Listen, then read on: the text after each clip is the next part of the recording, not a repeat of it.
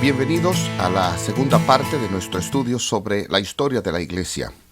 Y hoy empezaremos la discusión sobre la Edad Media. La Edad Media. Un período que es controversial en todo el sentido posible cuando se trata de la historia de la Iglesia. Controversial en cuanto al tiempo en que transcurrió la Edad Media. Ahora bien, usted piensa que sería algo relativamente fácil, ¿verdad? ¿Cuándo fue la Edad Media? Bueno, una historia de la Edad Media empieza en el año 300 y otra empieza en el año 1100. Hay una distancia considerable entre ambos. Y la mayoría de las historias empezaron alrededor del año 500 o 600, a medida que los historiadores ven que ocurre un cambio significativo entre el mundo y la cultura y formas de pensamiento de lo que llamamos el periodo antiguo en Occidente y lo que llega a conocerse como la Edad Media o el periodo medieval. Como vemos, la Edad Media, nos preguntamos dónde vamos a estudiar, qué parte del mundo vamos a estudiar, y la mayoría de los cursos occidentales sobre historia medieval se concentran en lo que hoy llamamos Europa Occidental, y eso es comprensible. Allí fue donde eventualmente ocurrió mucha de la acción en la historia medieval, pero es un tanto distorsionante, pues para la gente que vivió en esos primeros siglos de la Edad Media, sus pensamientos fueron al menos tanto hacia la parte oriental del Mediterráneo como lo fueron hacia el norte desde Italia. El mundo pensante de los inicios del mundo medieval, aún en la parte occidental del Mediterráneo, estaba muy orientado hacia el este. Aún había una visión hacia el este, y el reciente crucero Ligonier, al cual fuimos algunos de nosotros, fue realmente reafirmado en la realidad de que durante siglos Venus, por dar un ejemplo, sigue siendo ampliamente reportado como mirando hacia el este en el Mediterráneo, en contacto con la gente del este.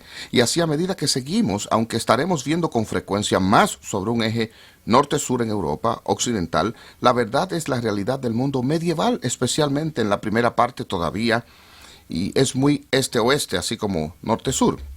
Pero la pregunta es, ¿qué fue la Edad Media? ¿Cuál fue su carácter? En los libros de texto, quizás hace 100 años, se refería a ella como la Edad Oscura. Y esa fue una manera maravillosa de decir que nada importante pasó y que podemos dejar de tratarla. Y hay particularmente una tendencia protestante a hacer esto. Muy bien, por ejemplo, Agustín murió. ¿Cuándo fue exactamente que llegó Lutero? Pasemos de una buena persona e ignoremos el hecho de que hay solo como 1100 años entre ellos, y de seguro no pudo haber sucedido tanto en esos 1100 años. Pasemos a la Reforma. Bueno, era la Edad Oscura. De hecho, fue una época de grandes logros culturales e intelectuales, un logro eclesiástico que es muy importante y que necesitamos considerar seriamente.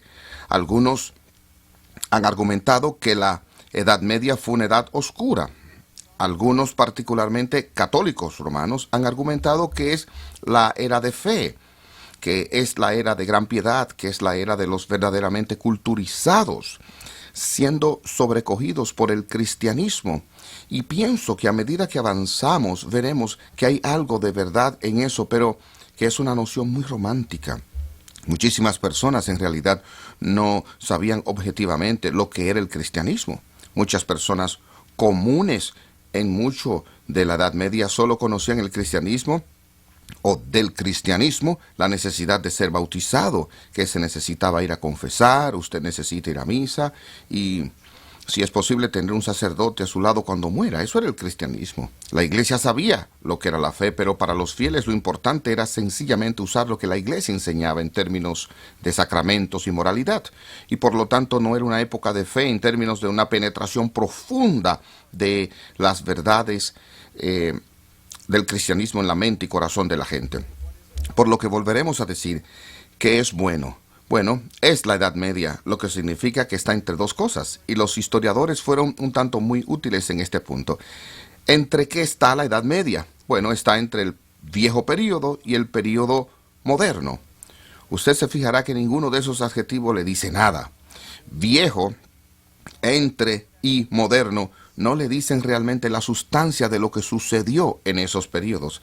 Dice simplemente que y es preciso para hasta donde se puede, en que esos son tres periodos con énfasis un tanto diferentes, personajes un tanto diferentes y que puede distinguirse entre ellos.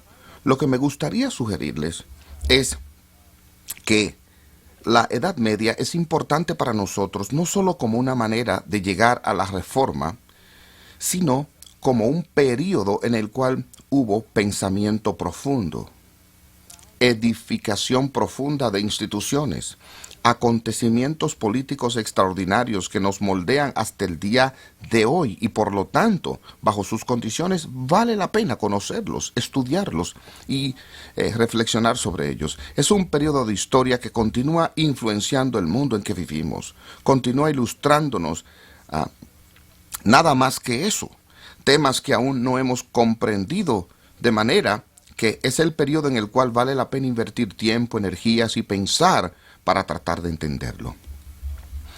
Y pienso que la mejor manera de verlo es como un periodo de 1000 años de un experimento sobre civilización cristiana, ya que una de las características de este periodo medieval es que fue un esfuerzo por crear una sociedad en la cual el cristianismo sería la influencia dominante. Eso fue al menos lo ideal.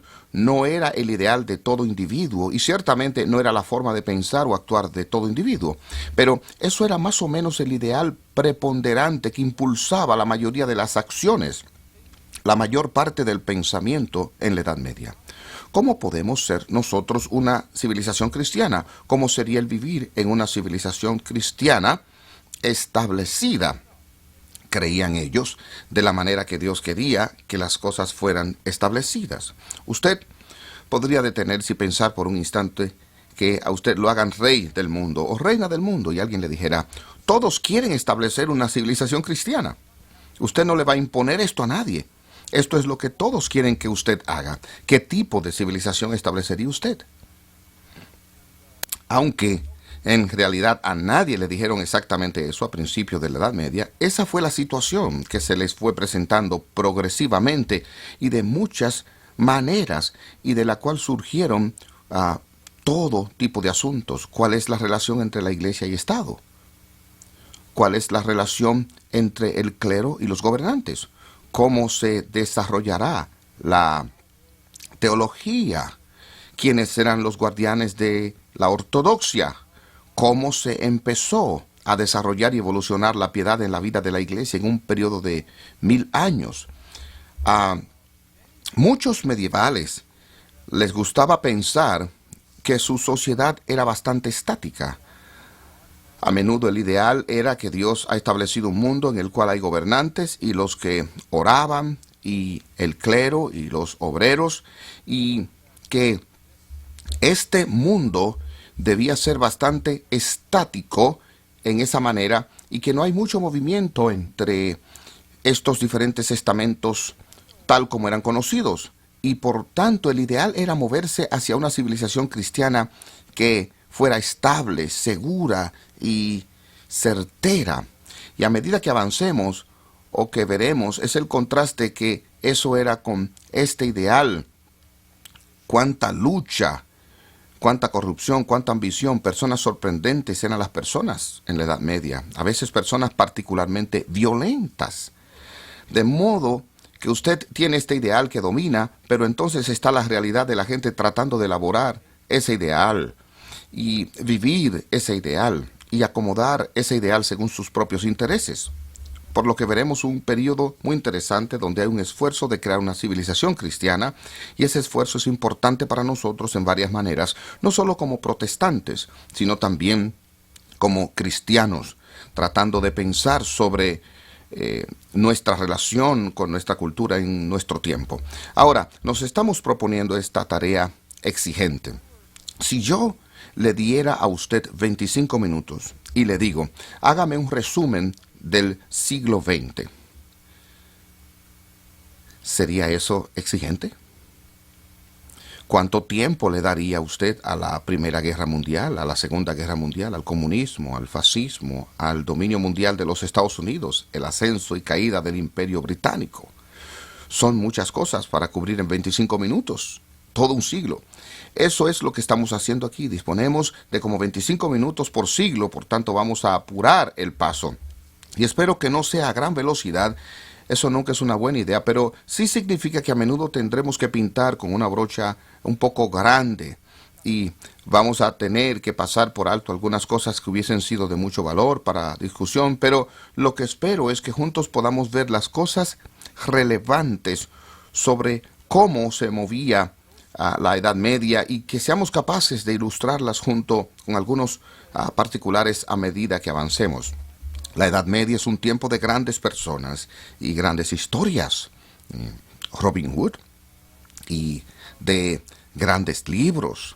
Y así estaremos tratando de ilustrar los grandes temas que estamos encarando a medida que avancemos en algunos particulares. Y yo espero que esto sea estimulante, útil e interesante.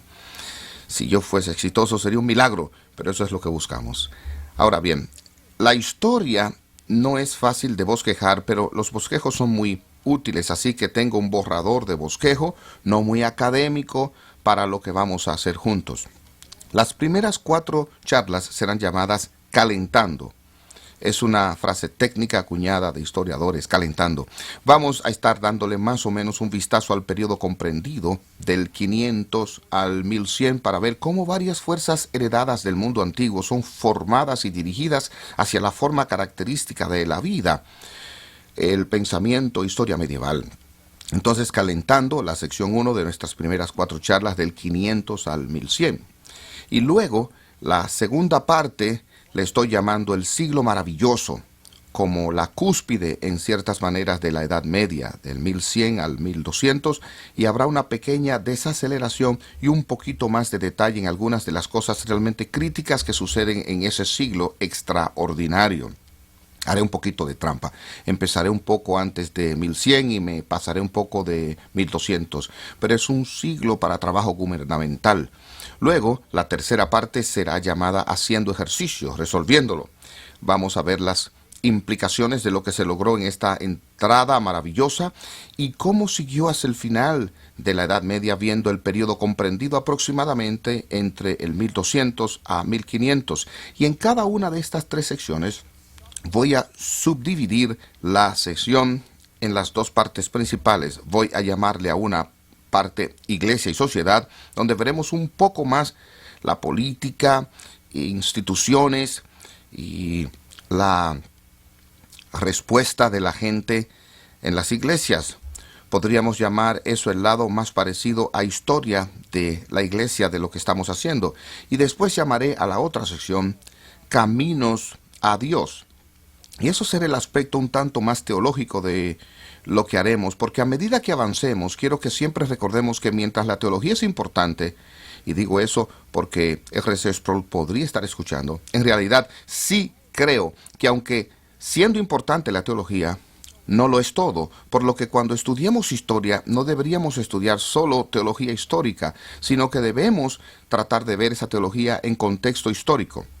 ¿Por qué a la gente le importa la teología? ¿A qué instituciones llevó la teología? ¿Qué instituciones produjeron teología?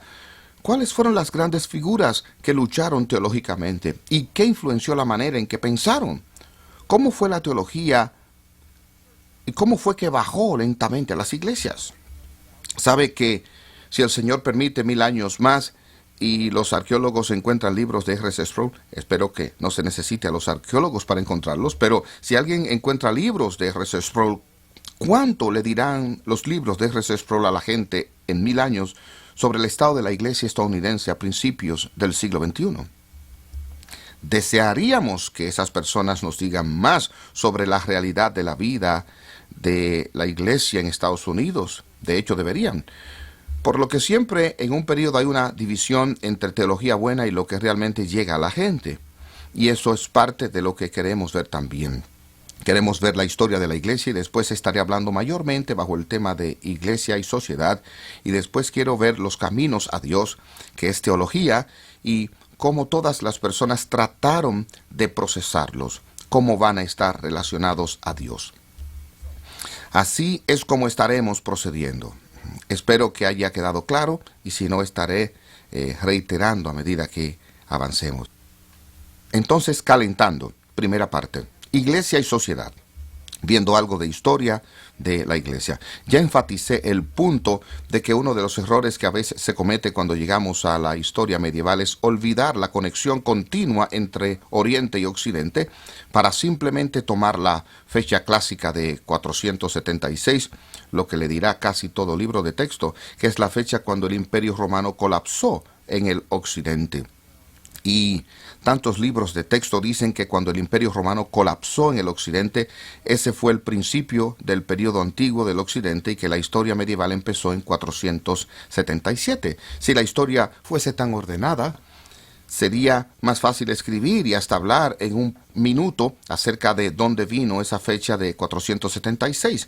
Pero sí produce una pregunta interesante para nosotros, para que nos detengamos. ¿Cuándo acabó el Imperio Romano?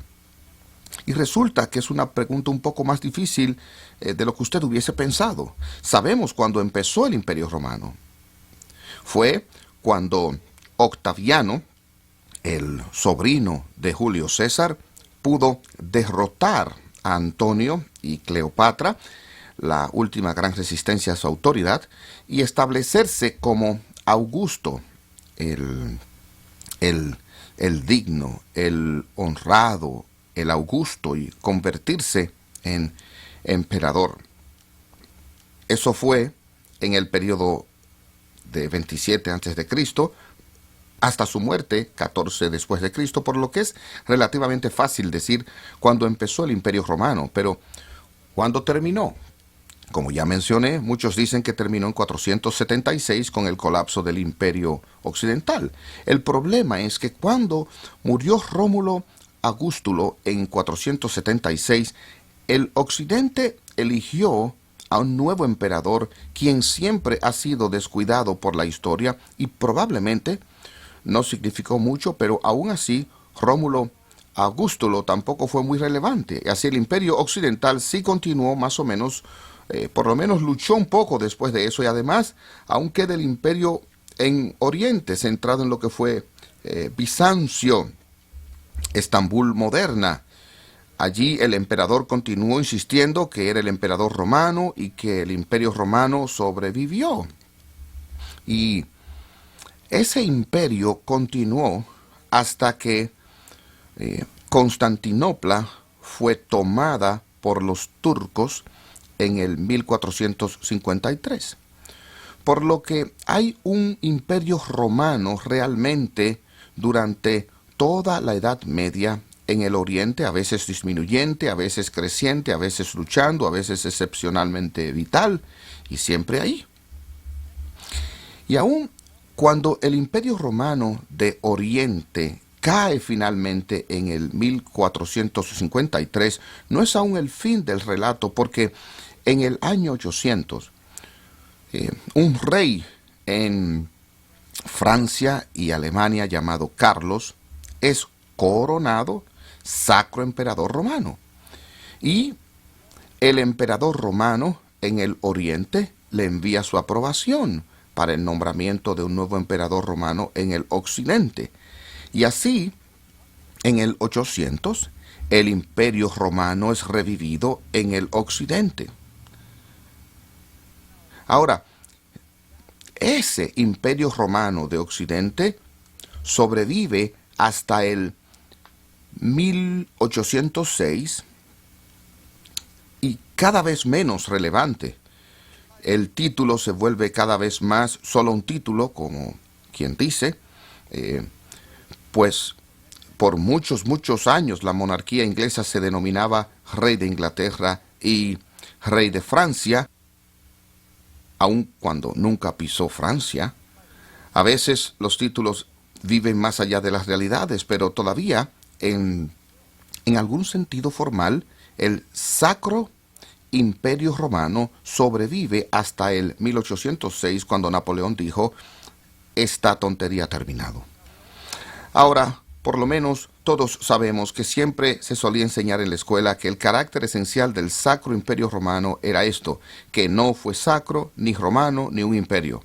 Pero el poder de una idea de continuidad era tan fuerte y tan atractiva que Carlos, conocido en la historia como Carlomagno, Carlos el Grande, Carlomagno, quería ser investido con esa dignidad, con ese título, y así, pues, él continuó y finalmente se ubicó realmente en Austria, pero aún así, ese título, el atuendo de coronación en Viena, siguió viéndose en la coronación de los emperadores austríacos hasta el 1806, denominándose Sacro Emperadores Romanos.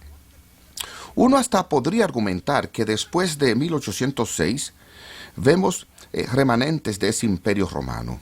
El zar en Rusia insistía que después de la caída de Constantinopla, Moscú se convirtió en la tercera Roma y los zares usaban águilas bizantinas como los símbolos de su imperio. Y la palabra zar se deriva de César, el antiguo título romano. Por lo tanto, hay un tipo de imperio romano que sobrevive hasta el 1917 y luego, en uno de los elementos curiosos y poco reportados de la Segunda Guerra Mundial, Adolfo Hitler se encargó de que el atuendo de coronación del Sacro Emperador Romano fuese tomado de Viena y traído a Nuremberg, donde habría de ser consagrado y darle algo de validez al Tercer Reich, al Tercer Imperio. Aún estaban estos remanentes de dignidad imperial romana siendo reclamados hasta 1945. Ese fue el año en que yo nací, pero vamos a dejarlo ahí. Estoy en continuación, pero muestra lo larga que es la sombra que este ideal del imperio romano proyecta sobre Occidente y la idea de ser conectado, de aún tener alguna conexión con el gran y noble experimento civilizador. Eso es lo que Roma decía de sí misma.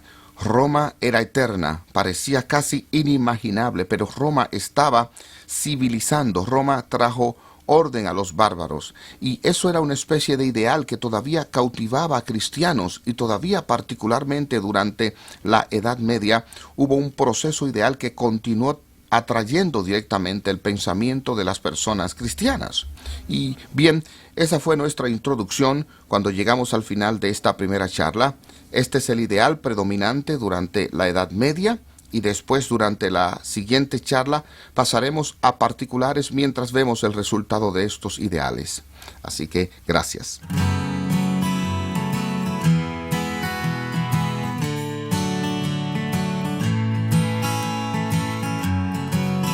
En nuestra primera charla estuvimos viendo más o menos el trasfondo de la Edad Media, el carácter general de la Edad Media. Tratamos de preparar el terreno para lo que veremos en nuestro periodo, el cual he denominado el calentamiento. Y en esta charla quiero ver las dos figuras verdaderamente fundamentales para el desarrollo a principios de la Edad Media y ciertamente en el sentido toda la Edad Media.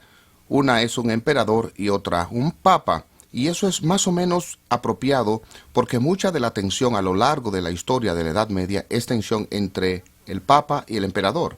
El emperador es un tipo del cual ya hablamos un poquito probablemente al final de nuestro curso sobre la Iglesia Antigua, el emperador Justiniano. El emperador Justiniano reinó desde el 527 al 565, por lo que tuvo un reinado relativamente largo, un reinado bastante importante, un reinado dirigido casi totalmente desde Bizancio, desde Constantinopla, en Oriente, y un reinado que preparó el terreno para el imperio oriental, el cual se desarrollaría y prosperaría y tendría dificultades en los siglos por venir.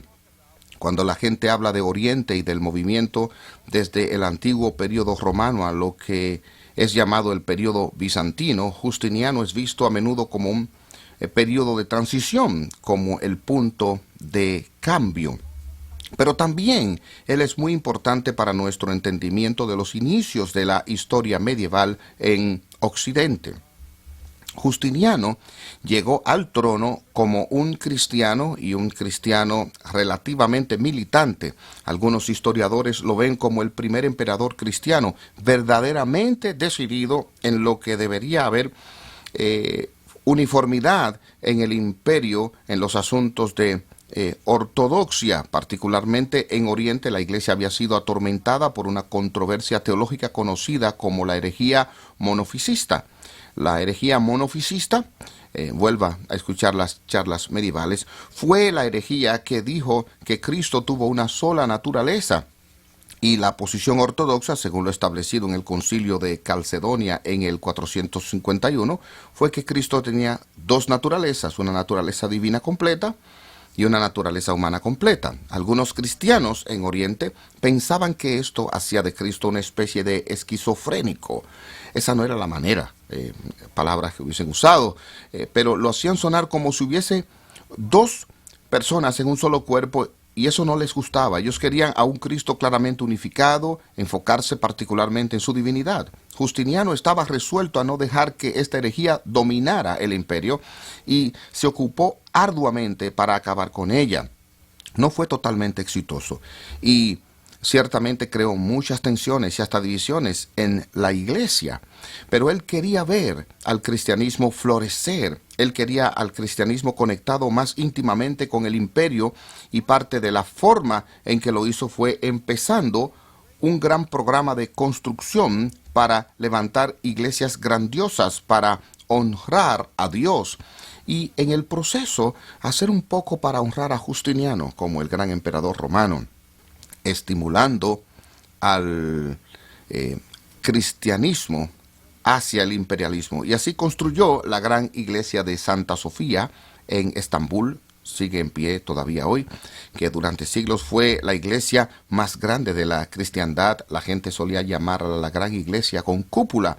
Cuando usted está dentro y mira hacia los mosaicos de oro, la cúpula parece flotar encima de la tierra, y fue una experiencia asombrosa su construcción en el 537. Él construyó otras iglesias en Constantinopla, incluyendo la iglesia de los apóstoles en el 550, que por siglos se convirtió en tumba de los emperadores. Construyó también la Basílica de San Juan fuera de Éfeso. Aquellos de nosotros que estuvimos en el viaje pudimos ver esa basílica, ahora en ruinas, ¿verdad? Pero fue supuestamente donde fue enterrado el apóstol Juan, por lo que invirtió en este programa de construcción de iglesias, y una de las iglesias más asombrosas que construyó, que sobrevive intacta, está en la ciudad italiana de Rávena, donde usted puede ver un mosaico muy famoso del mismo Justiniano allí mirando hacia abajo sobre el altar en su gloria, como si necesitara una afeitada. Él no tenía buen director para ayudarlo en su apariencia allí en el muro, pero es el cuadro más famoso que tenemos de Justiniano. Y así, aquí tenemos a un emperador cristiano avanzando la causa de Cristo, empezando este cimiento, y usted ve un experimento sobre civilización cristiana con este gran edificio, programa y su disposición de perseguir no solo ideas cristianas desviadas, sino las paganas también. Fue Justiniano quien parece haber llevado al cierre de una academia platónica en Atenas en el 529. Esa academia había sido casi abierta 1000 años atrás como un centro de filosofía pagana, y llegó a su fin bajo Justiniano. Otra vez, una señal de su determinación de que él tuviese un imperio cristiano. Fue un gran administrador también. Procuró la codificación de la ley romana, la cual se había vuelto un tanto complicada, y allí la ley, difícil encontrar la precedencia en la ley, y llevó a la preparación del Código de Justiniano, que se convirtió en el fundamento de una teoría muy legal en todo el periodo medieval y después. Estuvo participando frecuentemente en guerras, primero en Oriente contra los persas, luego en el sur y norte de África y finalmente en Italia. Y fue particularmente en sus batallones de campaña. No fue él mismo, envió a otros, pero sí tomó la gloria en el éxito, tomó la gloria aun cuando no hubo mucho éxito. Si usted es un emperador, usted le da la oportunidad de ayudar a escribir, y las cosas pueden resultar mejor de lo que realmente fueron. Una de las cosas que él estaba decidido a hacer fue restaurar la autoridad romana en Italia. Mucho de ella había caído en manos de los bárbaros, y digo bárbaros porque esos bárbaros han entrado mayormente a Italia y fueron cristianizados y romanizados, por lo que no eran bárbaros radicales, pero ayudaban la propaganda de Justiniano para etiquetar a los bárbaros y decir que él, como noble emperador romano, tuvo que recapturar a Italia para el imperio romano de mano de estos bárbaros. Es muy curioso que haya sido un historiador, Marcelino, en la corte de Justiniano, quien en su crónica declaró primero que un imperio romano de Occidente había concluido en el 476. Él es el único historiador antiguo medieval que alguna vez dijo eso, pero esa observación hecha en la corte de Justiniano ha permanecido con nosotros hasta hoy. El imperio romano occidente terminó el 476. Y bien, Justiniano quería que eso fuese verdad para así poder justificar su invasión de Italia y sus esfuerzos de conquistar a Italia. Y hoy día la mayoría de los historiadores piensan que se trataba más sobre la batalla de Roma contra los romanos. Era más de lo que llamamos una guerra civil que una guerra de reconquista, pero cuando Justiniano conquistó Italia, durante un tiempo, Italia se convirtió en un área desocupada que no sentía realmente que la presencia bizantina era su gente regresando a rescatarlos, sino que lo que en realidad eran extranjeros. Y así algunos dicen que ahí es donde realmente terminó el imperio de Occidente. Así fue cuando la división entre Oriente y Occidente se volvió realmente palpable con el control de Justiniano sobre las partes de Italia. Él nunca fue capaz de controlar absolutamente toda Italia, pero sí logró restablecer la presencia bizantina o una presencia romana oriental en Italia que duró hasta mediados del siglo VIII, por lo que hay una larga historia y larga sombra sobre estas cosas. Por lo que Justiniano es una especie de un punto en el cual Oriente está grandemente separado de Occidente, no una separación absoluta. Pudo haber mucho contacto, muchos vaivenes, tanto así que cuando Carlomagno fue coronado emperador en el 800, Carlomagno mandó a decirle al emperador de Oriente: ¿ratificarás mi elección? ¿Aprobarás mi elección? Y el emperador dijo que sí, él ratificó su elección, por lo que teníamos este rastro continuo. Queremos tener una conexión entre ambos lados. Entonces, si Justiniano marca el punto en donde hay un rompimiento entre Oriente y Occidente, entonces el Papa Gregorio I marca el punto en el cual el papado empieza a surgir como la autoridad cada vez más independiente en Occidente. Y digo que empieza a surgir porque nada es tan sencillo como todos quisiéramos que fuera. Siguió habiendo conexiones entre Oriente y Occidente, pero con el surgimiento de Gregorio, conocido en la historia como Gregorio el Grande, Gregorio I, como Papa, empezamos a ver el Papa convertirse en operador cada vez más independiente en Occidente. En los primeros siglos de la Edad Media empezamos a ver el Papa como la figura independiente más fuerte en Occidente, un punto de encuentro para muchos en Occidente. El papado convirtiéndose en una institución de continuidad de historia. Y así se sintieron algunos en Occidente, como que el imperio parecía estar desapareciendo, que parecía estar ocurriendo una descentralización de la civilización, que parecía haber una pérdida de algunas de las antiguas estructuras romanas de sociedad. ¿Dónde podemos buscar continuidad? ¿Quién dará seguridad de que las cosas están continuando? El papado sería el lugar donde buscarían. El papado, el obispo de Roma, había estado presente en la iglesia antigua. El obispo de Roma había sido reconocido como la principal autoridad eclesiástica en el periodo de la iglesia antigua, y así, en una época de alguna ansiedad, las personas pudieron mirar hacia el obispo de Roma como un punto de continuidad, de seguridad, como una presencia civilizadora, así como de cristianización en Occidente. Gregorio se convirtió en un ejemplo fundamental clave a causa de su propio talento y de sus propias oportunidades en los días en que él vivió. Nació en el 540, por lo que él y Justiniano coinciden un poco. De hecho, él nació en una familia bastante rica en Roma, una familia antigua e influyente en Roma, y durante un tiempo estuvo involucrado en la vida citadina, en la vida política de la ciudad, y después sintió que quería tomar su cristianismo más en serio y fue criado en un hogar cristiano, regaló toda la fortuna familiar y se unió a un monasterio y se dedicó a establecer los ideales del cristianismo asceta que se estaba volviendo más y más popular en su tiempo. Fue enviado 4 veces como representante del Papa a la corte bizantina, por lo que estas conexiones continuaron y fue después, en el 590, cuando tenía alrededor de 50 años, que fue electo obispo de Roma. Tomó el puesto con mucha renuencia. Él no quería ser obispo de Roma, quería procurar una vida menos pública, quería ser capaz de unirse al monasterio y no ser traído a la vida activa, pero la iglesia insistió y así en el 590 se convirtió en obispo de Roma o papa y él murió 14 años después en el 604. 14 años es realmente un periodo largo, pero por medio del poder de su intelecto y personalidad, él realmente pudo lograr una profunda impresión sobre la vida de la iglesia. Ustedes recuerdan el título Papa, no era exclusivo del obispo de Roma. Algunos de ustedes podrían haber visto que la cabeza de la iglesia copta, Shenouda III, acaba de morir y él es llamado el Papa de la iglesia copta.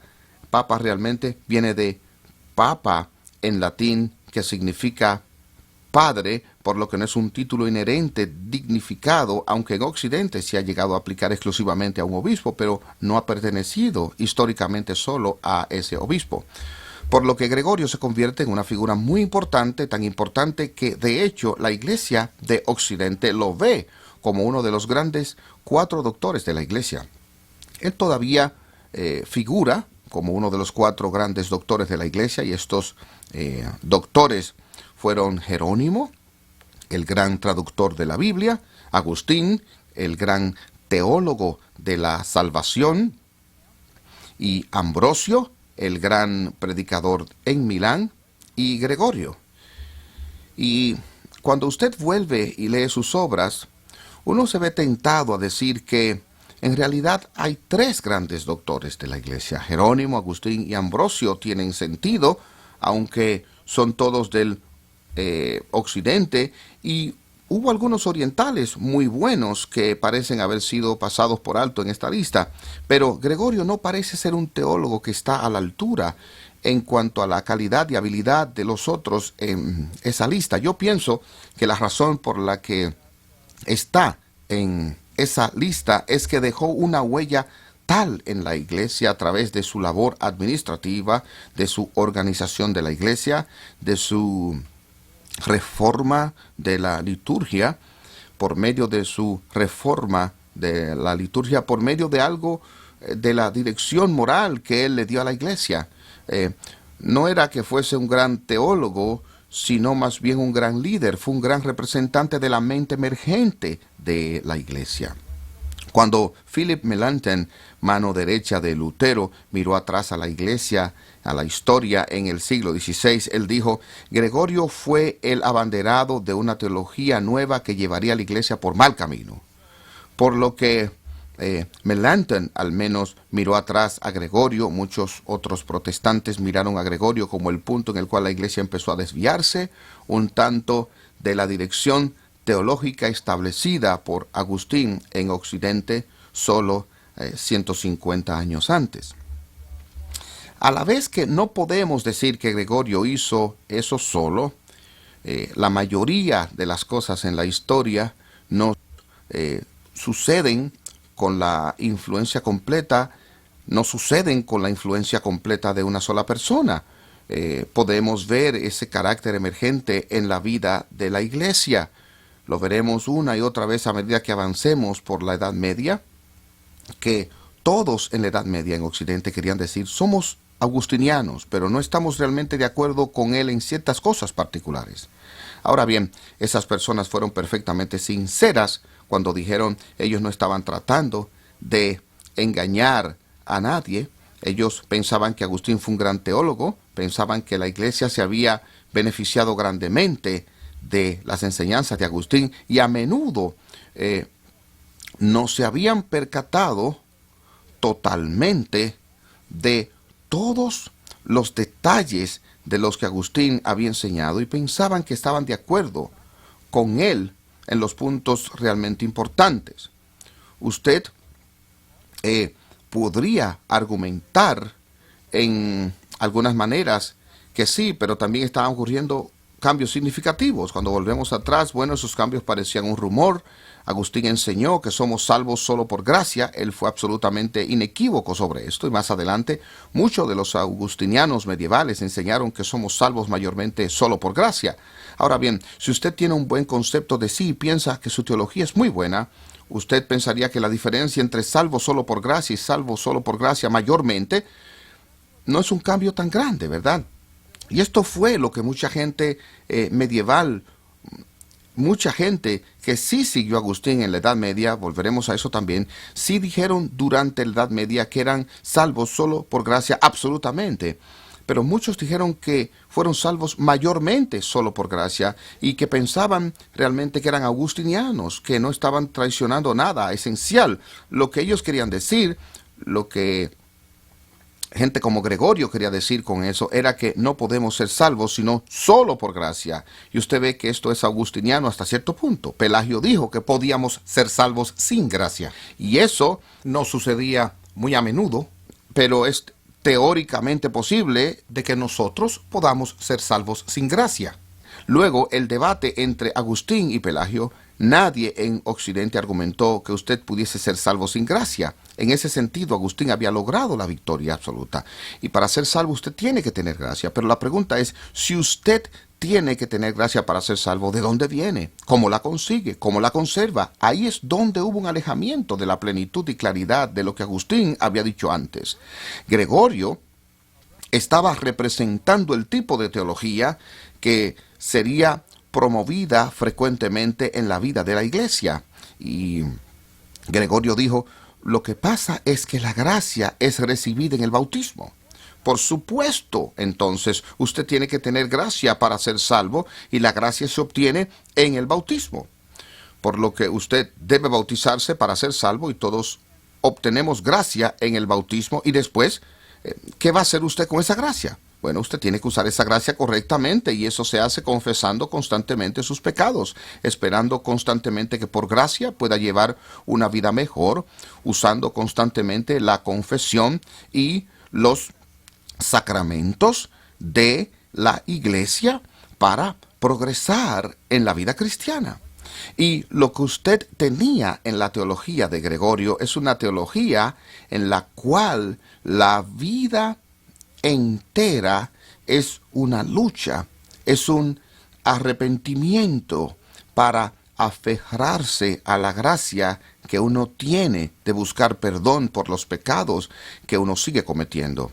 Una dama noble le escribió a Gregorio y le pide que le orara a Dios por revelación de si ella era salva o no. Es una carta muy interesante la que él escribe para contestarle diciendo, no sería bueno para usted saber que es salva.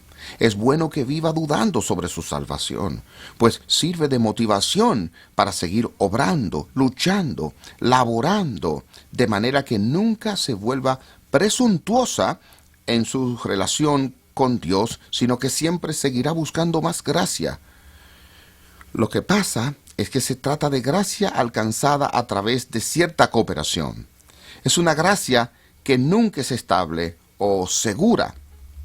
Y estas fueron las bases que Gregorio empezó a sentar para la iglesia. Es una base de enfatizar la gracia, pero un tipo de cristianismo que es una lucha constante, una preocupación constante, un esfuerzo constante con la esperanza de morir en gracia y ser salvo, pero jamás con la seguridad en esta gracia de que eso sea verdad.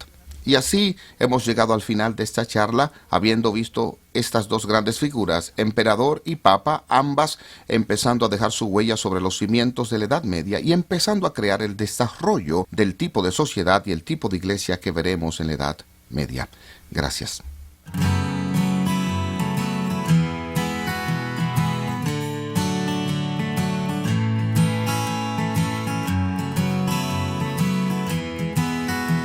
Bienvenidos a nuestra tercera charla de la serie de historia de la Iglesia durante la Edad Media.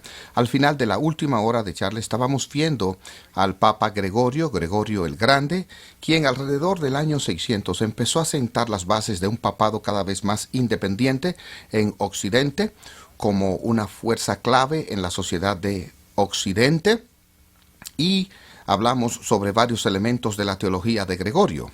Quiero leerles lo que dijo un teólogo histórico sobre Gregorio.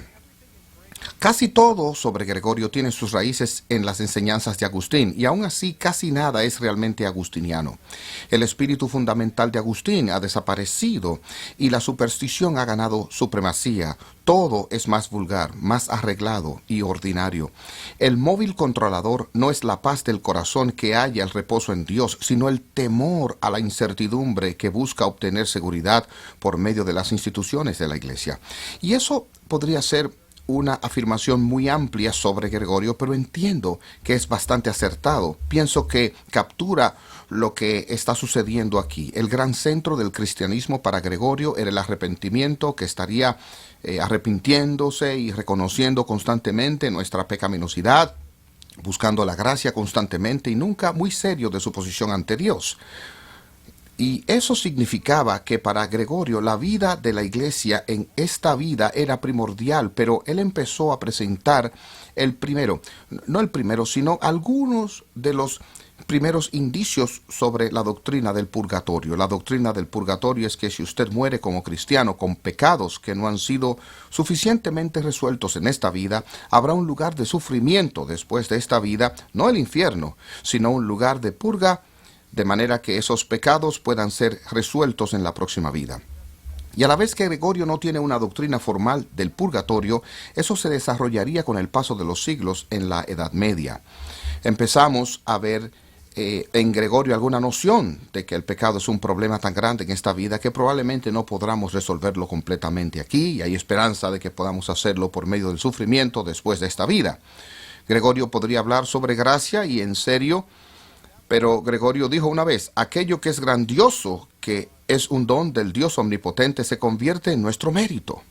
Y así Dios nos da gracia, pero la gracia en eso se convierte en nuestro mérito, por el cual Él nos juzga, y obtenemos los inicios de esta noción cada vez más complicada de cómo funcionan la gracia y el mérito.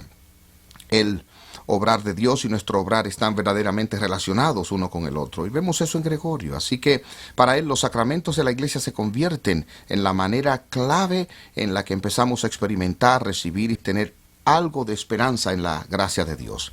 A la vez que podemos decir una serie de cosas negativas sobre Gregorio, pienso que debemos recordar algunas cosas positivas sobre él. Y una de esas cosas intrigantes y positivas a observar es su libro muy influyente llamado El Libro de Gobierno Pastoral. Y aquí él está hablando principalmente a los obispos, quienes son los pastores de su diócesis, pero él está viendo la iglesia en un plano general y ve la función del clero en general. Y lo que es interesante cuando leemos su libro es que el enfoque principal está en la predicación. De manera que cuando Gregorio piensa en el rol del pastor en la vida de la iglesia en el año 600, sigue siendo primariamente el rol de un predicador. Y si volvemos atrás un poco más de un siglo a Juan Crisóstomo, el gran predicador, pero también un patriarca de la iglesia en Constantinopla, donde escribió su libro sobre el sacerdocio, el cual fue un libro casi totalmente sobre predicación. Y así, cuando vemos la convicción de la iglesia antigua, la iglesia medieval en sus inicios en cuanto a lo que el rol principal del liderazgo clerical debía ser en la vida de la iglesia, la convicción seguía siendo en que se trataba de la predicación. La predicación quizás no estuvo a la altura de nuestros estándares teológicos, pero aún estaba en el sentimiento de que esa era la obra que se iría perdiendo. Luego lo vemos progresivamente a medida que transcurriera la Edad Media. Se perdería en parte a causa de un nivel educativo en continuo declive en el clero parroquial común. Aún habría personas muy educadas en la iglesia, pero el clero en general, el sacerdocio en general, tendría un declive real en su educación a medida que transcurrió la Edad Media. Y si usted no es muy educado, todavía podría ser capaz de memorizar el canon latino de la misa, de manera que pueda recitarlo en el altar, pero no será un predicador del otro mundo si no está bien educado, y eso es lo que sucede con el paso del tiempo. Pero para Gregorio la predicación aún era vital, seguía siendo central. Otra cosa por la que podemos elogiar a Gregorio es su compromiso continuo con las misiones cristianas.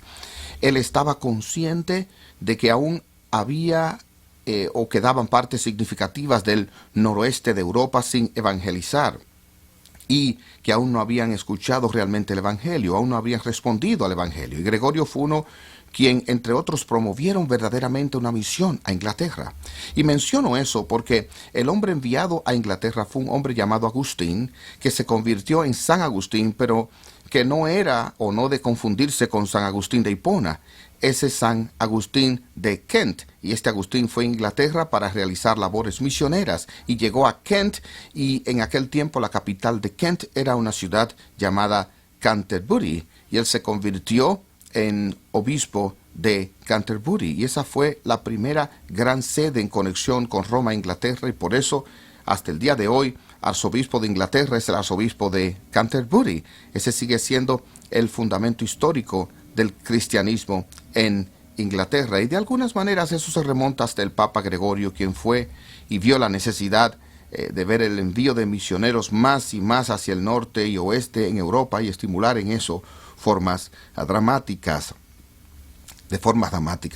Ahora, la necesidad de misioneros era porque había partes de Europa que todavía eran paganas, y partes de Europa estaban bajo un liderazgo cristiano herético, el agrio en particular. Partes de Europa continuaban viendo la afluencia de una variedad de bárbaros desde diferentes partes de Oriente, y esa presión bárbara. Y precisamente quise decir que la iglesia estaba bajo una presión constante de hallar maneras de llegar a un acuerdo con estos recién llegados de Oriente que causaban muchos problemas. Los magiares, los húngaros, ya que mi esposa es húngara, siempre tengo que mencionar a los húngaros cada vez que aparecen en la historia, que presionaban constantemente durante la primera mitad de la Edad Media desde Oriente, y finalmente se establecieron luego de la conversión de su rey István, rey Esteban, quien se convirtió al cristianismo y fue hecho un santo. Así tenemos esta presión constante de sustentar la fe y expandir la fe a principios de la Edad Media. Y un elemento de esa presión vino particularmente del surgimiento del Islam. Y veo que hay personas que hoy están interesadas en el Islam, por lo que vamos a dedicar un poquito de tiempo hablando sobre el Islam. El Islam se desarrolló como una religión primariamente en el siglo VII, en los años 600, y nació de las visiones afirmadas de un hombre llamado Mahoma, nacido en Meca alrededor del 570. Nació de una buena familia, aunque no era una familia rica, y llegó a la convicción de que las religiones que los rodeaban allí en Arabia, lo que hoy llamamos Arabia Saudita, eran religiones paganas e idólatras, y él no era bien educado.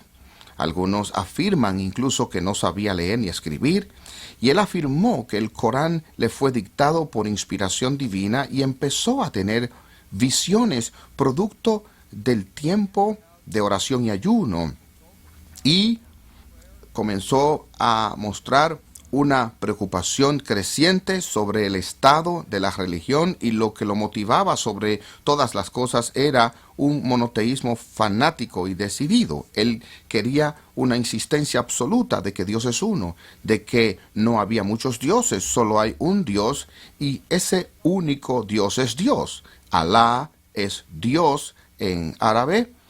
No hay Dios sino Dios. Esa es la confesión central del Islam. Y al principio muy pocas personas creyeron que sus revelaciones se sentían atraídas así al monoteísmo, y en el 622 fue forzado a huir de la Meca a unas 250 millas hacia el norte hasta la ciudad de Medina, y ese viaje se vuelve crucial en la historia del Islam, y por eso es que la Meca y Medina siguen siendo lugares santos de importancia céntrica para los musulmanes, y por eso fue que a fin de cuentas se convirtió en fundamento de la fe musulmana que cualquier musulmán piadoso a quien le fuese posible hiciese un peregrinaje a la Meca una vez en su vida. Esa es una parte esencial de la fe. Luego de su viaje, conformó un pequeño ejército y pudo regresar a la Meca en el 630, y el grito del movimiento se convirtió en solo hay un Dios y Mahoma es su profeta. Y esa es la confesión central del Islam. El Islam cree que hubo otros profetas que precedieron la llegada de Mahoma, pero Mahoma es el último profeta quien trae la última palabra definitiva. Él murió en la Meca en el 632, y la genialidad de su mente y del Corán, cuyo contenido recibió por revelaciones divinas, la sencillez de la religión atrajo seguidores muy rápidamente, y pronto se convirtió en un movimiento excepcionalmente poderoso, y la difusión del Islam es realmente asombrosa. Y ya para los 21 años después de la muerte de Mahoma, Islam dominaba un territorio tan grande como lo había sido el Imperio Romano. Ellos siguieron expandiendo tanto hacia el norte por el Mediterráneo Oriental, capturando Jerusalén solo unos pocos años después de la muerte de Mahoma, luego moviéndose por África del norte para el 707, y la mayor parte de norte de África estaba en manos del Islam, y por eso fue como 70 años, 80 años luego de la muerte de Mahoma llegó así.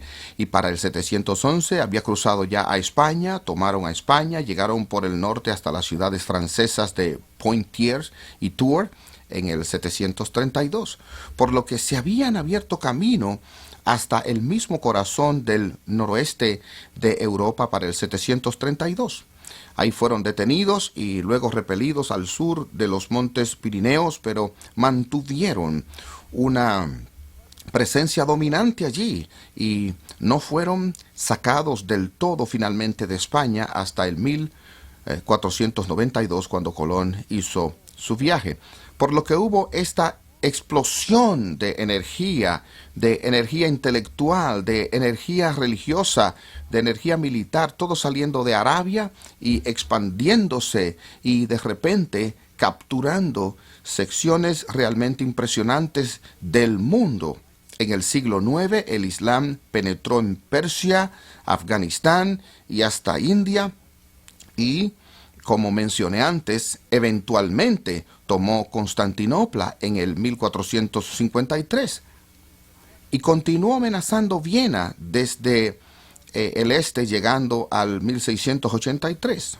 El último gran ataque musulmán en las afueras orientales de Viena ocurrió en 1683, por lo que la amenaza del Islam contra Occidente fue bien seria y constante a lo largo de la Edad Media, y por eso es a menudo le fue difícil a los reformadores en el siglo XVI estar seguros de quién realmente era el anticristo.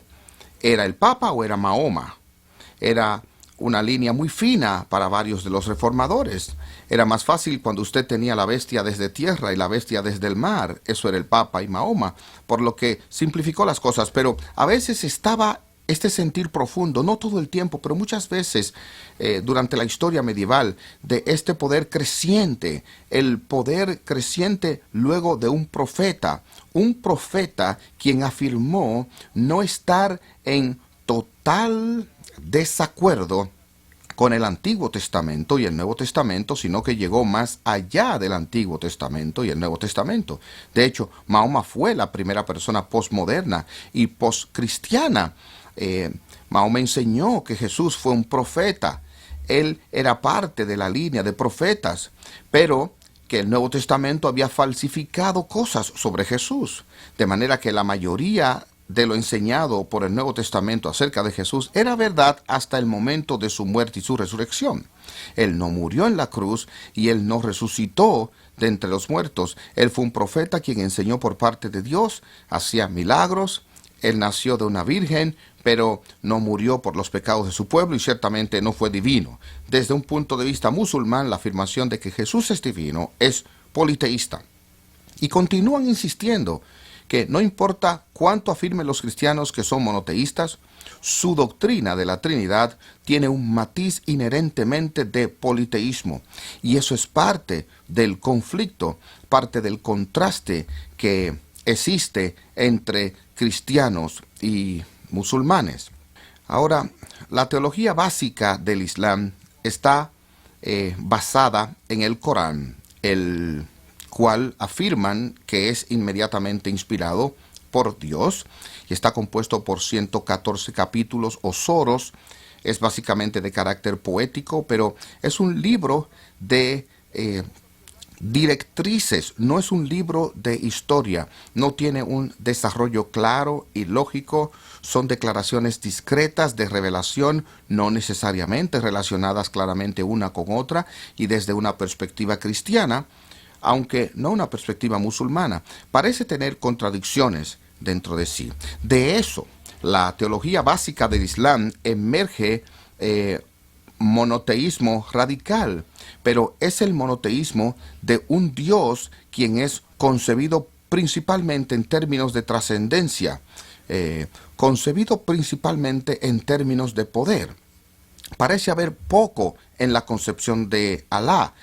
Él es el grande, Él es el majestuoso, Él es aquel quien debe ser obedecido, quien debe ser servido, a quien hay que someterse, y es el significado básico de la palabra Islam, es sumisión, sumisión a la voluntad de la revelación moral de Dios. Es determinista de forma muy radical. El musulmán piadoso no puede estar totalmente seguro de la salvación. Eso está en las manos de Alá. Hay un tipo de fatalismo que impregna la religión. Y es curioso que el gran grito del musulmán es: Dios es grande. Y eso captura casi con precisión su visión de Dios. Dios es grande.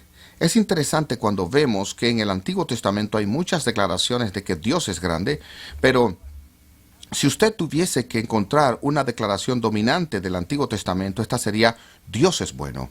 Y pienso que hay un contraste real entre las religiones en cuanto a su énfasis. Ahora, estoy seguro que un musulmán diría que ahí Dios es bueno, pero el énfasis estaba realmente en la grandeza, la trascendencia, santidad, lo casi abstracto de Dios, quien debe ser servido y a quien podemos recurrir para un poco de bondad o aliento o amor o apoyo. Los requisitos morales del Islam son relativamente sencillos: nada de alcohol, nada de cerdo, se dedica un mes completo al año para ayuno, ha de haber oraciones diarias, adoración los viernes, las oraciones diarias han de ser recitadas 5 veces al día mirando hacia la Meca, ha de haber un mes de ayuno durante las horas del día, el Ramadán, y lo ideal es que haya un peregrinaje a la Meca una vez en la vida. Ese es el requisito, esa es la meta. Por lo que, en un sentido, es bastante sencillo. Los fundamentos son conformados de forma muy sencilla y hablan sobre los 5 pilares del Islam.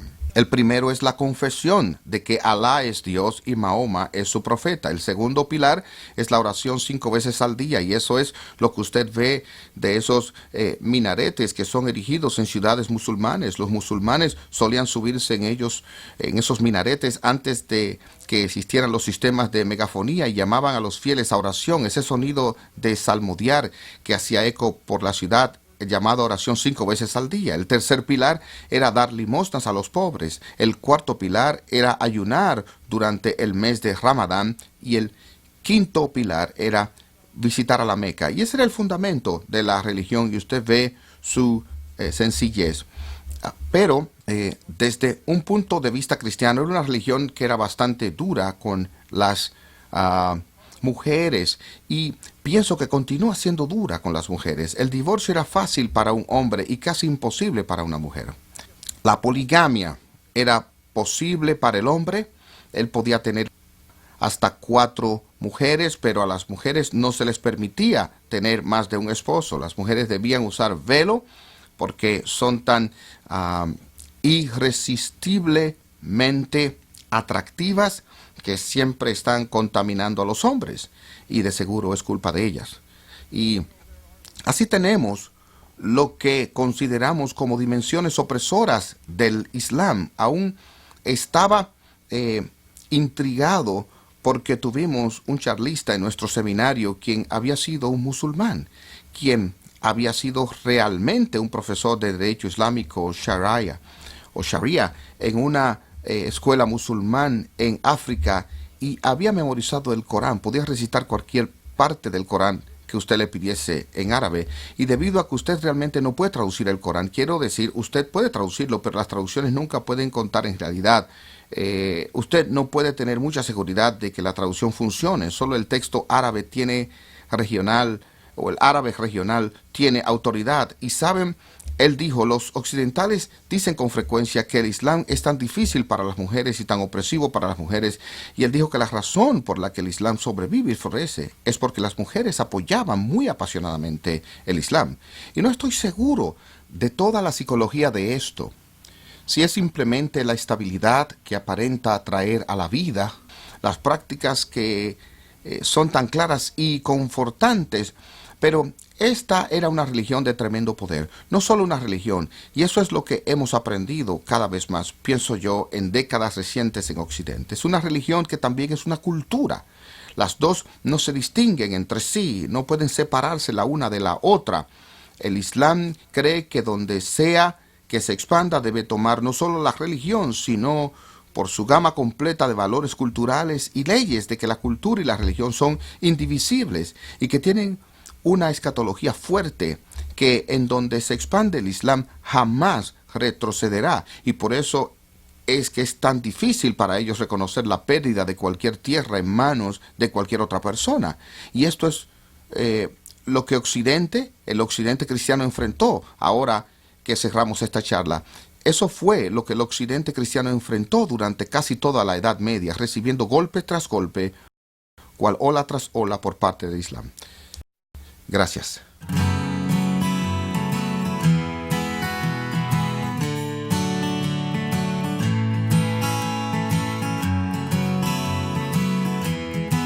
Hemos llegado a nuestra cuarta charla sobre historia medieval, y es la última charla en nuestra primera sección, arrancando con la Edad Media, diciendo algunas de las direcciones cruciales del pensamiento medieval, y en las primeras 3 charlas nos enfocamos bastante en lo que yo llamé la sección sobre iglesia y sociedad. En esta última charla de la primera parte quiero que vayamos a lo que he llamado los caminos a Dios, que es el elemento más teológico de reflexión en este periodo. Y en este periodo vemos varias cosas sucediendo teológicamente que hasta cierto punto podríamos vernos inclinados a ver como cosas menores, pero en otro sentido son muy importantes para formar la mente y afectar la unidad de la iglesia. Y así quiero hablar de varios elementos teológicos. El primero es el monotelismo. Usted quizás había empezado a pensar que esta pizarra no iba a ser usada, pero cuando nos encontramos con una palabrita bonita como monotelismo, es útil tener una pizarra. El monotelismo fue más o menos el último problema en la pregunta de cómo la naturaleza humana y divina se relacionaban en Jesús. La iglesia había llegado a este consenso en Calcedonia en el 451 de que Jesús era una persona uniendo en sí mismo dos naturalezas plenas y completas, una divina y una humana, ambas completas, de manera que él era plenamente humano y plenamente divino, no era mitad humano y mitad divino. Él es plenamente humano y así divino. Eso sí dejó a la iglesia con tensiones entre algunos que pensaban hablar sobre dos naturalezas completas con demasiado riesgo de dejarlo a usted con dos personas en Jesús. Y ya que la confusión comenzó atormentando la iglesia, un teólogo o varios teólogos sugirieron que quizás un camino para salir adelante sería decir que Jesús tenía dos naturalezas, pero solo tenía una voluntad. El monotelismo es la enseñanza de que Jesús tiene solo una voluntad. Y por supuesto, la otra posición era el diotelismo, que Jesús tiene dos voluntades. Eso ha llevado a una cantidad considerable de controversias sobre la cual no tenemos que pormenorizar, pero mucho en la iglesia llegó a la conclusión. Realmente me gustaría que me dijera cuál cree usted que es el punto de vista ortodoxo, monotelismo o diotelismo. Eso se lo preguntaba a los estudiantes y me desalentaba. El monotelismo fue declarada una herejía, y la razón por la cual fue declarada una herejía es porque la iglesia concluyó que una voluntad hasta cierto grado es una parte esencial de una naturaleza. Si Jesús no tuvo una voluntad humana así como la voluntad divina, sería muy difícil verlo como verdaderamente y plenamente humano. Sabemos que tiene una voluntad divina porque Él era el Logos, toda la eternidad y la segunda persona de la Trinidad, que tiene autoridad. Sabemos que Él tiene esa voluntad divina. Si Él tiene solo una voluntad, es esta, la voluntad divina. Y pienso, concluyó correctamente la iglesia al decir que eso significaría que Él no tenía una naturaleza humana entonces, completa, porque entonces no tendría una voluntad totalmente humana. Si estuvo en la predicación de RC el domingo pasado sobre la tentación de Jesús, se enfocó no solo en su persona, sino también particularmente en su voluntad humana. Jesús tenía que ser completamente humano para ser el segundo Adán.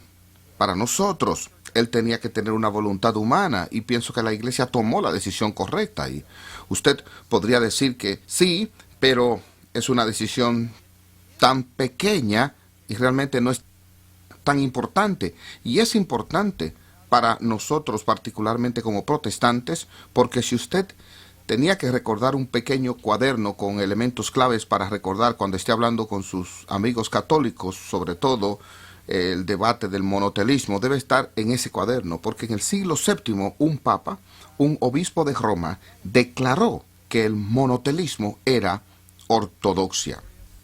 El papa Honorio I enseñó el monotelismo tan claramente que un concilio local posterior lo condenó por herejía. Esto sí que es problemático si usted cree que el Papa es infalible en cuanto a asuntos de doctrina.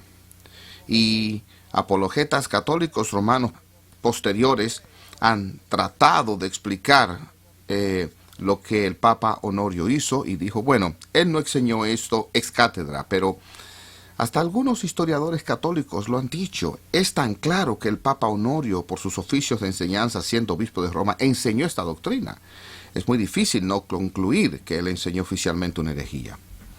Y esto se volvió tan serio que en el siglo XIX, en la Iglesia Católica Romana, que cuando el Papa fue declarado infalible por el primer Concilio Vaticano en el siglo XIX, un grupo de católicos se dividió diciendo que esta es una violación tan obvia de su historia a la luz del Papa Honorio, de que no podemos estar de acuerdo con el primer Concilio Vaticano, por lo que esto debe estar en su librito negro protestante para argumentar contra Roma. No lo llevará a ningún lado, pero se sentirá bien. De manera que tenemos un debate teológico que terminó unificando a Oriente y Occidente, porque tanto la Iglesia de Oriente y la de Occidente rechazaron el monotelismo, pero después hubo otros problemas que tienen el efecto de dividir la Iglesia. Y una de estas discusiones fue lo que es conocida en la historia como el filioque. La controversia filioque siempre hace que los historiadores y teólogos se sientan realmente superiores cuando podemos hablar sobre teología en latín y hacer que los demás se sientan como extraños. Este es un debate sobre la forma exacta del credo niceno. Recuerden que el concilio de Nicea, el primer concilio de Nicea en el 325, se reunió para responder el desafío arriano y para declarar que Jesús era el Dios verdadero, eterno, que vino en la carne. Cuando se redactó el credo, concluyó brevemente con estas palabras: y creemos en el Espíritu Santo. Si usted va a una iglesia que recita el credo niceno, hay un final más largo, y ese final más largo fue añadido por el primer concilio de Constantinopla, por lo que técnicamente viene siendo el credo niceno constantinopolitano, lo cual no se dice por razones obvias. Pero ese segundo concilio de Constantinopla fue que añadió el lenguaje: creo en el Espíritu Santo que procede del Padre, que con el Padre y el Hijo recibe una misma adoración y gloria, y que habló por los profetas. Creo en la Iglesia que es una, santa, católica, apostólica, y así sucesivamente.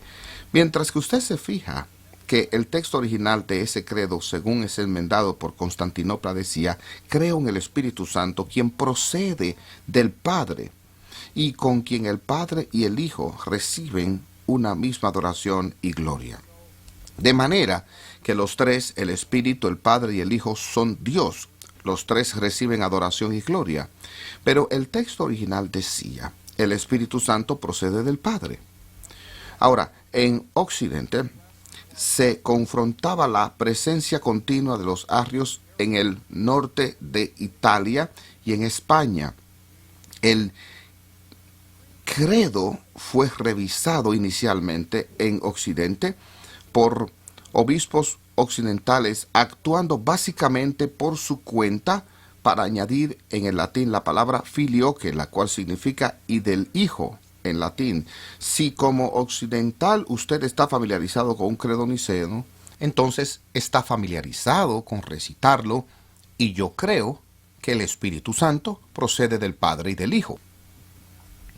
Y esta es la cláusula filioque, la adición filioque y del Hijo. Esta diferencia llevó a crecientes tensiones y desacuerdos entre la Iglesia de Occidente y Oriente.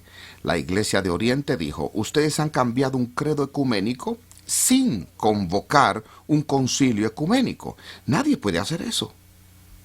Y pienso que en algunos puntos la Iglesia de Oriente tiene razón. Usted no puede simplemente agregar cosas a un credo acordado por la Iglesia. La Iglesia de Occidente respondió diciendo: queremos dejar claro nuestro compromiso con la divinidad eterna de Cristo y exaltar a Cristo, diciendo que el Espíritu Santo procede de Él, así como del Padre. Y este es uno de esos momentos donde me gustaría tener aquí a R.C. Sproul, porque él podría ser capaz de convencerme de que aquí está en juego una cuestión teológica real, y no lo creo. Esto es pura política de poder de iglesia. ¿Quién es que tiene la tarea de establecer el texto del credo? ¿Es el patriarca de Constantinopla o es el papa en Roma? Los teólogos han tratado de decir que hace una diferencia teológicamente. He leído algo del material y no estoy persuadido de que sobre esta diferencia descanse algo claramente teológico. Finalmente el Oriente dijo: y bien, el Espíritu procede del Padre por medio del Hijo. Y eso muestra aún más que en el aspecto teológico aquí hay una muy poca diferencia. La relación interna de las personas de la Trinidad una con otra usualmente por encima de nuestra propia capacidad de entender lo que está ocurriendo. Esto es política de poder y se convirtió en una tensión recurrente, un problema recurrente entre Oriente y Occidente, la filioque. Y fue uno de los problemas que resultó finalmente en la división de la Iglesia en el 1054. Antes del 1054 hubo una serie completa de ocasiones en las cuales el Papa y el Patriarca de Constantinopla se habían excomulgado mutuamente. Ellos tenían tensiones de mucho tiempo. A nuestro amigo, el Papa Gregorio, supuestamente se le había ofrecido el título de sacerdote universal y o sacerdote ecuménico. Y él dijo, "Ah, es un título demasiado orgulloso. Cualquier clérigo que tome un título como ese es un precursor del anticristo. Yo soy demasiado humilde para eso." Y los sucesores de Gregorio prefirieron ser conocidos como Servus Servorum Dei, el siervo de los siervos de Dios. Es solo un menos orgulloso el ser siervo de los siervos de Dios, pero aún así, mientras tanto, el patriarca de Constantinopla probablemente sí toma el título de patriarca ecuménico. Él todavía posee ese título hoy. No significa ecuménico en el sentido patriarca, buena gente, significa ecuménico en el sentido de patriarca universal. Él es el líder de la banda y el Papa tiende a pensar que él es el líder de la banda, y eso es parte de la tensión sobre este filioque, quien tiene el derecho de tomar esta decisión.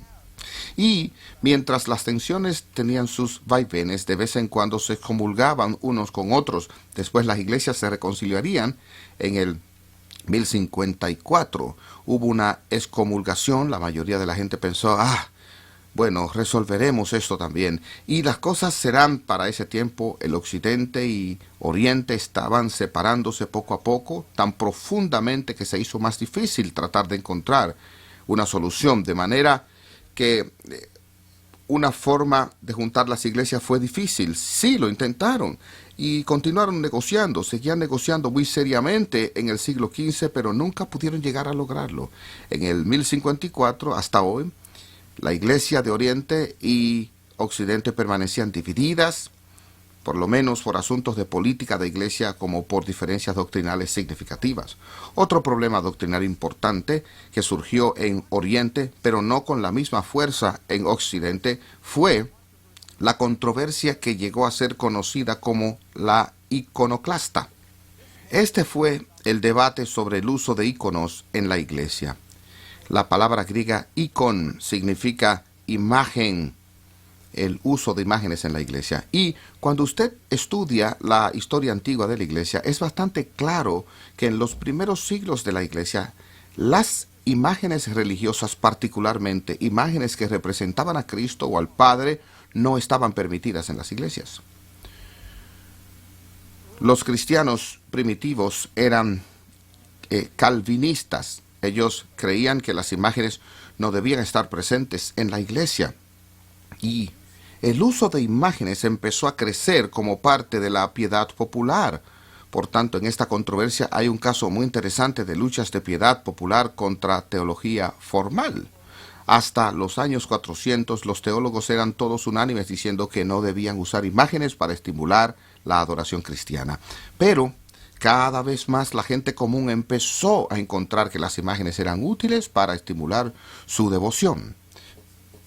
La razón exacta por la que esto sucedió ha sido tema de debate. A mí me parece bien claro que los paganos que se convertían en cristianos estaban trayendo ciertos elementos de su experiencia religiosa pagana. Todos los paganos usaban imágenes. Parece que los cristianos se vieron atraídos a esto, aunque inicialmente en la parte oriental de la iglesia, las únicas imágenes usadas eran imágenes planas. Y hasta el día de hoy, en iglesias ortodoxas orientales, al verlas se dará cuenta de que no hay estatuas ni devociones a ninguna persona.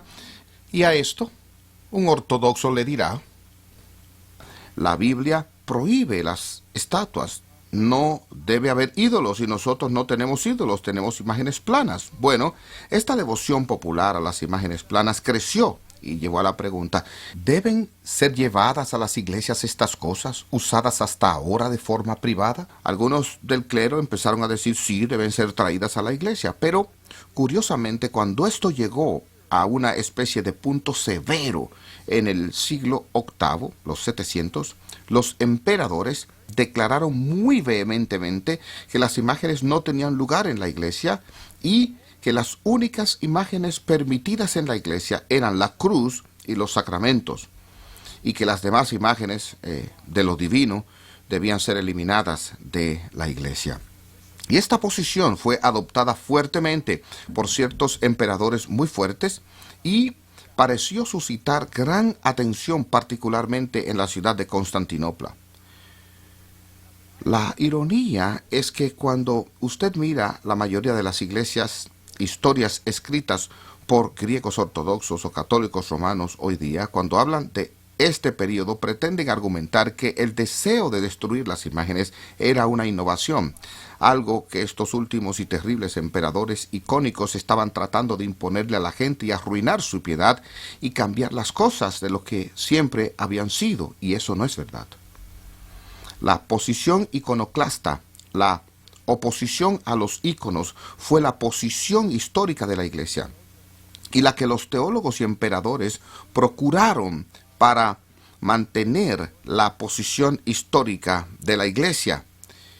Y bajo algunos de los grandes emperadores, el emperador León III y su hijo Constantino V, esa fue la posición firme de la Iglesia, y ellos hasta convocaron un concilio, el cual pensaban que era un concilio ecuménico para declarar que sólo la Eucaristía era la imagen correcta de Cristo.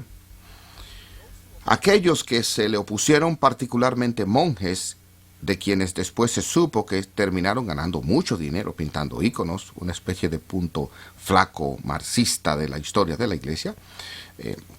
Algunos de esos monjes empezaron a decir que Constantino V solo era otro Mahoma. Lo que pasa es que los musulmanes se oponían firmemente a las imágenes.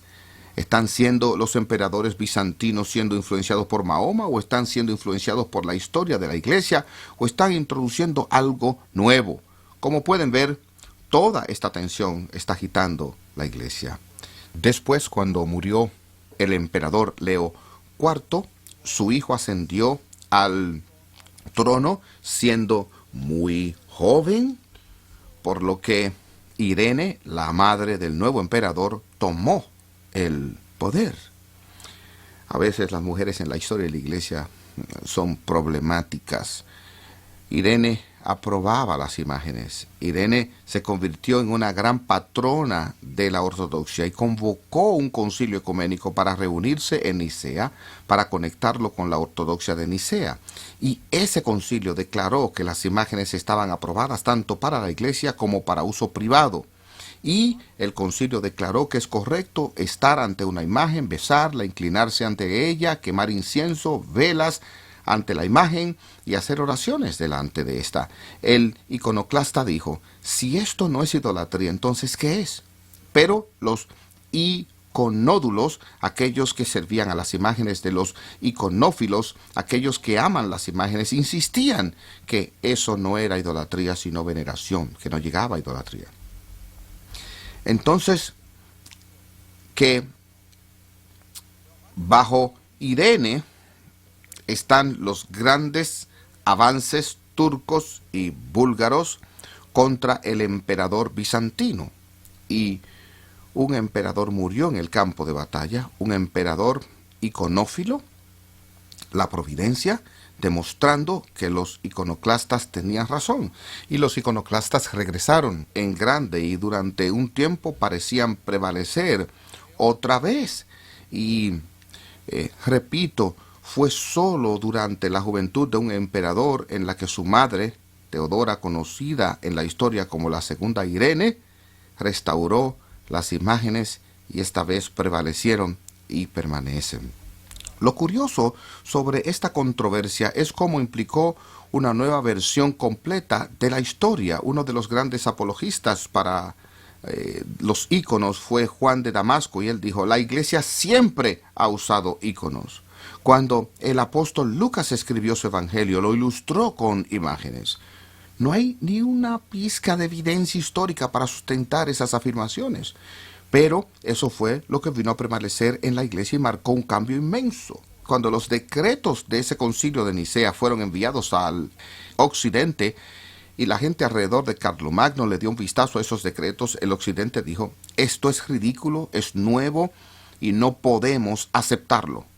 Esto es teología mal razonada. no estamos de acuerdo con esto. Y así esto fue otro elemento de discordia que empezó a causar la separación entre Oriente y Occidente. Por supuesto, la ironía es que con el tiempo Occidente fue más lejos que Oriente, aprobando no solo las imágenes planas, sino también las estatuas. Pero nunca, pienso yo, con la misma ferocidad para la iglesia o de la iglesia de Oriente, la cual sí llegó a decir verdaderamente que los íconos son necesarios para lograr la presencia del santo. No pienso que Occidente insistió lo suficiente sobre la necesidad de imágenes en la misma manera, pero aquí tenemos otra controversia que empezaba a dividir a Oriente y Occidente, y así podemos ver al cerrar esta charla cómo estos problemas teológicos entre ellos, el entender cómo Dios está presente con nosotros, cómo Jesús fue personificado y cuál es el carácter del Espíritu Santo, y también sobre cuál es el poder relativo del obispo de Roma y del obispo de Constantinopla, empezaron a dividir a Oriente y Occidente más que lo unificaron, resultando finalmente en lo que ocurrió en el 1054. Gracias.